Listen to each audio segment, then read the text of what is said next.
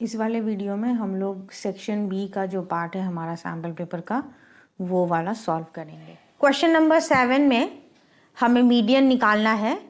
इसमें स्टूडेंट्स के long jump का डिस्टेंस दिया हुआ है और साथ में कितने स्टूडेंट्स ने कितना जंप लगाया इसका भी इंफॉर्मेशन दिया हुआ है। तो हम लोग जो छोटी क्लासेस में करते थे कि नंबर ऑफ ऑब्जर्वेशंस के ऊपर असेंडिंग ऑर्डर में उसको लिख के इवन है ऑड है उसके बेसिस पे हम लोग प्रॉब्लम को सॉल्व कर लेते थे। यहाँ पे ऐसा नहीं कर सकते क्योंकि यहाँ पे क्लास इंटरवल दिया गया है। अब क्लास इंटरवल दिया गया है तो सबसे पहले हमें वही जो टेबल दिया है उसी को दोबारा लिख लेना है और फिर एक नया कॉलम बनाना है जिसको कि क्यूमुलेटिव फ्रीक्वेंसी कहते हैं।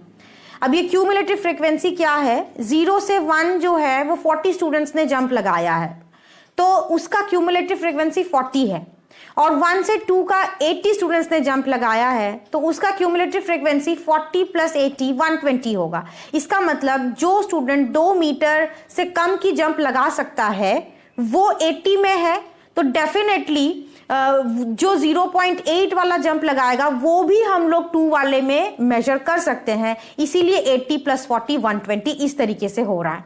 और 2 से 3 मीटर के बीच में जो जंप लगाने वाले 62 है, फिर 120 प्लस 62 182 और इसी तरीके से 220 और 250 भी हम लोग समझ जाएंगे। अब हमारा यहाँ पे n इज इक्वल टू 250 है तो हमें क्या करना पड़ेगा, n डिवाइडेड बाई 2 करना होगा। इसमें ये लाना ही नहीं है कि ये ऑड है या इवन है क्योंकि मैंने बताया कि यहाँ पे क्लास इंटरवल है तो क्लास इंटरवल के लिए अलग से फॉर्मूला आएगा। अब सबसे पहले ये देखना पड़ेगा कि ये जो 125 वैल्यू है ये कहाँ पे लाई करता है। 120 जहाँ पे क्यूमुलेटिव फ्रीक्वेंसी है वहां ये नहीं हो सकता है। 182 जो है इस जगह पे आपका 125 जो है वैल्यू लाई करेगा तो 2 और 3 वाला जो क्लास इंटरवल है वो आपका मीडियन क्लास बन जाता है। अब यहां पर मीडियन का फॉर्मूला सबसे पहले हमें याद होना चाहिए, L plus n by two minus c f by f into h, ऐसा है। तो L क्या है, the lower limit of the median class. Median class का लोअर लिमिट 2 है। Cumulative frequency of the preceding class, जो आपका मीडियन क्लास है उससे पहले वाली जो फ्रीक्वेंसी दी गई है वो हमें क्यूमुलेटिव फ्रीक्वेंसी में लिखना पड़ेगा। उसके बाद जो फ्रीक्वेंसी है F वो किसका फ्रीक्वेंसी लेना है, मीडियन क्लास का फ्रीक्वेंसी लेना है और H होगा हमारा क्लास इंटरवल का लोअर लिमिट और अपर लिमिट के बीच का जो डिफरेंस है वो हमारा H होगा। अब इनके वैल्यूज को जब हम पुट कर देंगे तो 2 plus 125 minus 120 divided by 62 into 1 आ जाएगा। अब इसे हम लोग अगर सॉल्व कर लेंगे सिंपली तो हम लोग 2 plus 5 by 62 is equal to 2.08 ऐसा हमें आंसर मिल जाएगा। अब यहाँ पर एक और छोटा सा चीज लिखा हुआ है, इंटरप्रेट द मीडियन। इसमें हमें एक छोटी सी लाइन अगर हम लिख दें कि 50% of the students have jumped below 2.08 metre and 50% above it, तो इससे हमारा ये वाला प्रॉब्लम भी जो है वो सॉल्व हो जाता है। हमने हाफ ऑफ द स्टूडेंट्स या 50% क्यों लिखा है, क्योंकि मीडियन जो होता है वो measure of the central tendency है, यानी कि जो मिडिल मोस्ट वैल्यू है, मिडिल मोस्ट ऑब्जर्वेशन है आपके डेटा का, उसका मेजरमेंट है। तो इसीलिए हम लोग यहाँ पे 50% का जो उल्लेख है वो कर रहे हैं। फॉर्मूला याद करने का बेस्ट तरीका है कि हम जितने ज़्यादा क्वेश्चन सॉल्व करेंगे उतना ही हमें फॉर्मूला याद होगा, और फॉर्मूला नहीं याद है तो थोड़ा बहुत अगर याद है कि जैसे लोअर लिमिट क्या है इस मीडियन वाले क्लास का वो अगर हम लोग लिख दें, फिर हम लोग जो difference of the class interval है ये तो एटलीस्ट जानते ही हैं, नहीं भी फॉर्मूला आता है तो वो हम लोग लिख सकते हैं, और cumulative frequency of the preceding class और frequency of the median class. तो अगर इतना हम लोग करते हैं तो इसके लिए हमें 1 मार्क्स मिलेगा।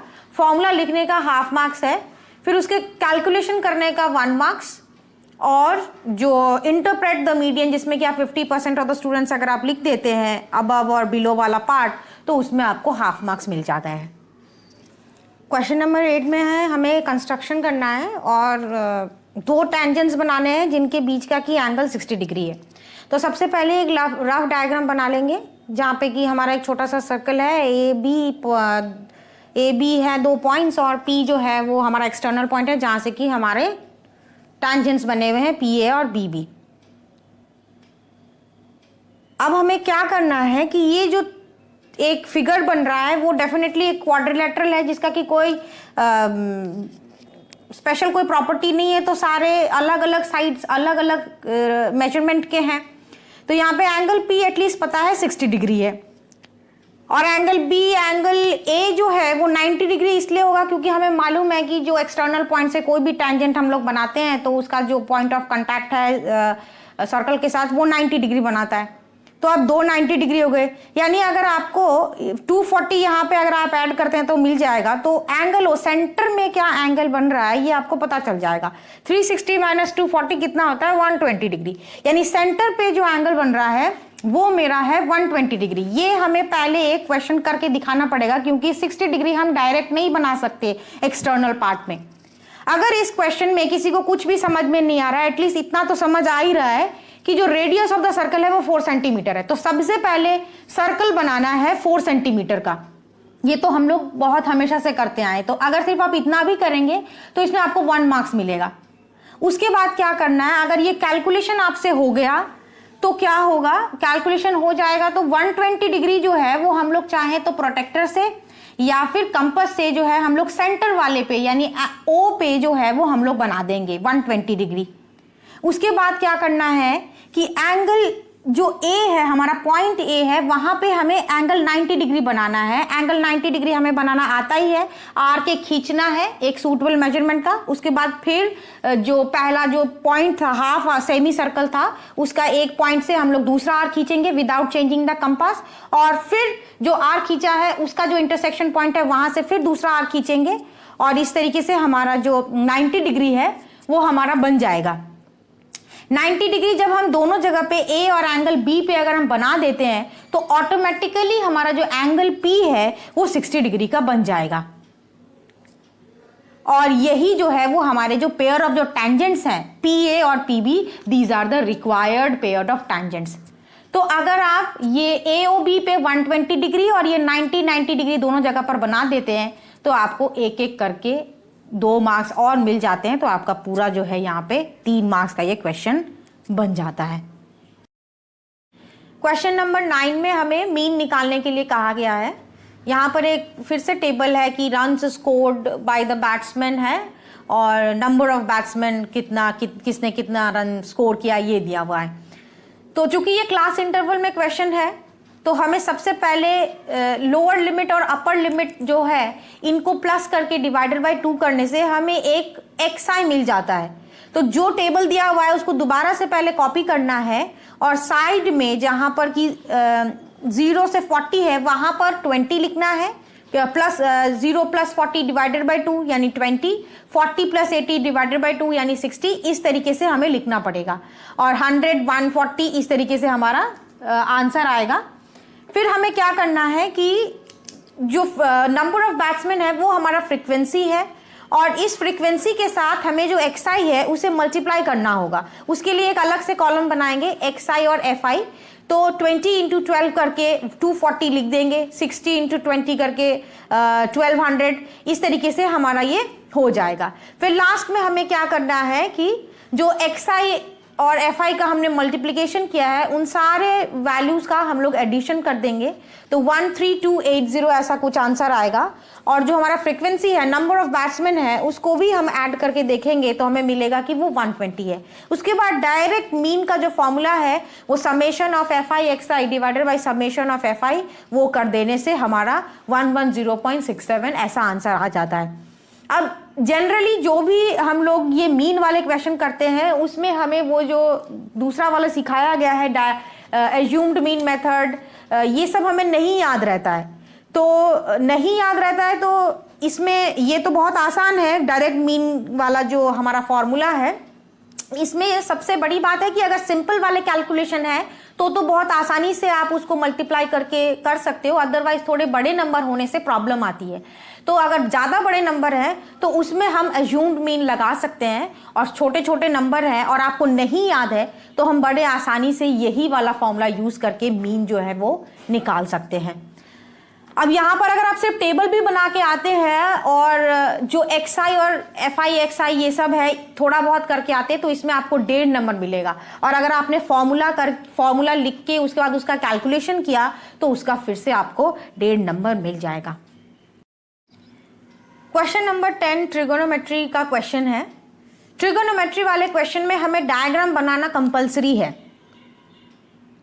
डायग्राम बनाना बहुत ही कंपलसरी है और पहले ही लाइन से हमें अलर्ट रहना है। जैसे लिखा है यहाँ पे 2 vertical poles of different heights, तो डिफरेंट हाइट्स बोला है तो हमारे डायग्राम में भी इसी तरीके से बनना चाहिए कि जो हम हाइट ले रहे हैं वो 2 अलग अलग किस्म के हाइट होने चाहिए।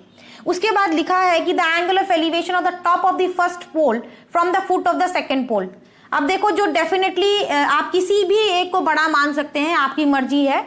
और आप फर्स्ट पोल से आपको नीचे वाला जो सेकंड वाला पोल है उसके फुट पर जो एंगल बन रहा है वो 60 डिग्री है, और दूसरा जो बन रहा है वो भी आपका टॉप ऑफ द सेकंड जो पोल है उससे आपको फुट ऑफ द फर्स्ट पोल के पास बनाना है 30 डिग्री। अब वो बोल रहे हैं कि डिफरेंस ऑफ द हाइट्स निकालना है। आप सबसे पहले अच्छे से डायग्राम जब बना लेंगे तो आपको क्वेश्चन अपने आप ही क्या करना है वो समझ में आ जाएगा। अब क्वेश्चन जिसका डायग्राम सही है उसी में 1 नंबर उसे मिल जाएगा। तो यहाँ बहुत अच्छे से यहाँ पे फिगर बनाया है कि ABC और ABC जो है वहां पर आपको दिख रहा है कि ये कैपिटल H जो है वो हाइट है फर्स्ट पोल का, और जो CDB यहाँ पर जो आपका स्मॉल h है this is the height of the second pole. अब मैंने इस हिसाब से लिया है, कोई इंटरचेंज भी कर सकता है कि बड़ा वाला साइड जो है वो CD को बना दे और AB वाले को छोटा बनाए। अब देखो यहाँ पे 60 डिग्री जो ABC ट्राइंगल में बन रहा है, 60 डिग्री जो है वो एंगल ऑफ ऑब्जर्वेशन अगर हमने यहाँ पे देखा तो tan 60 degree is equal to होता है परपेंडिकुलर बाय बेस। यहाँ पे आपका परपेंडिकुलर है AB और बेस है BC, तो उसके वैल्यूज हम पुट कर देंगे। Capital H divided by 20 is equal to tan 60 का वैल्यू है √3, और फिर हमारा H का वैल्यू आ जाएगा कैपिटल H का 20√3। फिर दूसरा जो हमारा छोटा वाला ट्राइंगल है BDC जहां पर की एंगल है 30 डिग्री, वहां पे परपेंडिकुलर है हमारा DC और बेस तो दोनों ही केसेस में हमारा BC ही है यानी 20 सेंटीमीटर। तो DC by BC is equal to tan 30 degree ऐसा बन रहा है हमारा।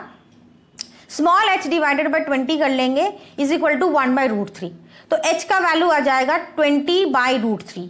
अब चूंकि √3 एक इरेशनल नंबर है तो इसे हमें रेशनलाइज करने के लिए √3 न्यूमरेटर और डिनोमिनेटर दोनों में मल्टीप्लाई करना पड़ेगा, तो हमारा आंसर बन जाता है 20√3/3।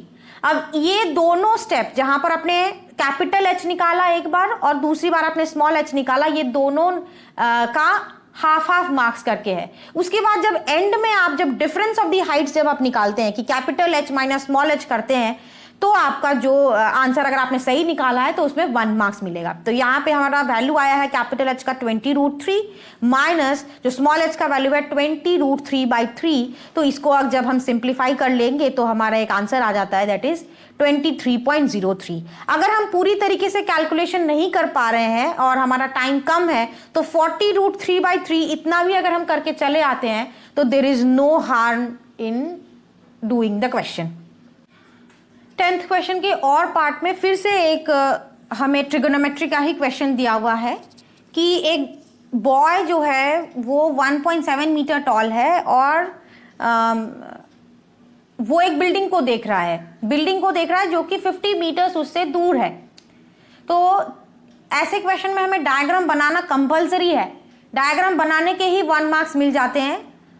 तो यहाँ पे हमें दिखाना पड़ेगा कि बॉय की जो हाइट है वो 1.7 है और जो हमें बिल्डिंग की हाइट है वो हमें पता नहीं है।